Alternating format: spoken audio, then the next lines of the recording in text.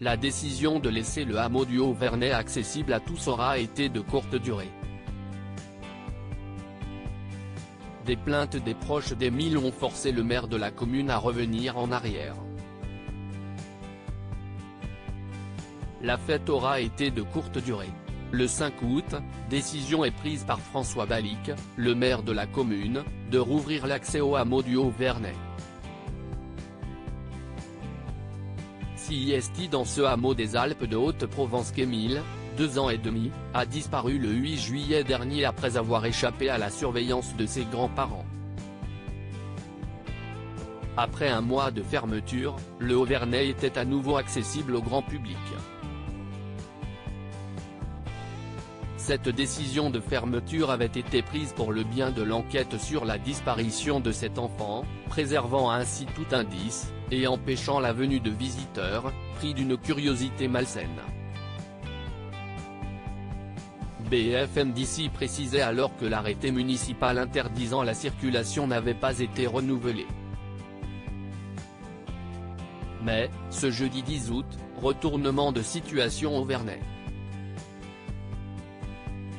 Comme le rapporte BFM TV d'ici, l'accès au hameau du Haut-Vernay, rattaché à la commune du Vernay, où le petit Émile est désormais porté disparu depuis un mois, est de nouveau interdit à ceux qui n'y possèdent ni résidence principale ou secondaire.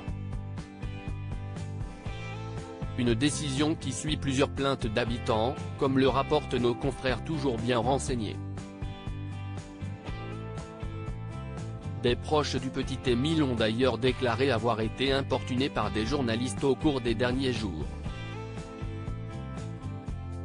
J'avais pourtant été très clair, ce qui m'importait, si est la tranquillité de tous les habitants, a affirmé François Balic, le maire, à BFM d'ici. Je n'aille pas d'autre choix que prendre cet arrêté jusqu'au 31 août. Une décision forte qui témoigne de sa volonté de préserver ses habitants. Un mois après la disparition du garçonnet, qui suscite une vive émotion dans tout le pays, les recherches sur le terrain sont terminées.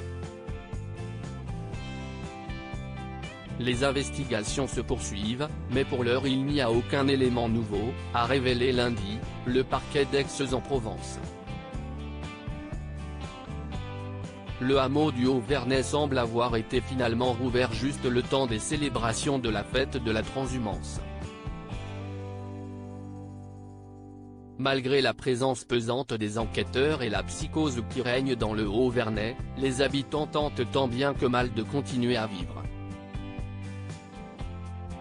RTL avait ainsi révélé que la mairie du Vernay avait décidé de maintenir la fête de la transhumance, prévue le 8 août.